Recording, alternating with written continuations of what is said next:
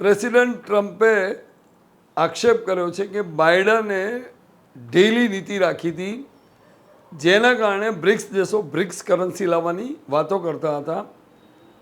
એક જમાનામાં સુધી 25 વર્ષ સુધી યુરોએ દુનિયા પર રાજ કર્યું, યુરોની મોનોપોલી હતી. છેલ્લા કેટલાય વર્ષોથી ડોલર સર્વોપરી રહ્યો છે, કારણ કે બેંકોમાં એનું કોઈ પણ દેશની બેંકો એમાં ડોલર છે એને 65% ગણવામાં આવે છે. અને આમ આખી દુનિયાના કેશિયર રહેવું હોય તો ડોલર ટોપ ઉપર રહેવો જોઈએ. માટે પ્રેસિડેન્ટ ટ્રમ્પે બધા બ્રિક્સ દેશોને ધમકી આપી કે હું 150% ટેરિફ લગાવી દઈશ જો તમે બ્રિક્સ કરન્સીને પ્રોત્સાહન આપ્યું તો.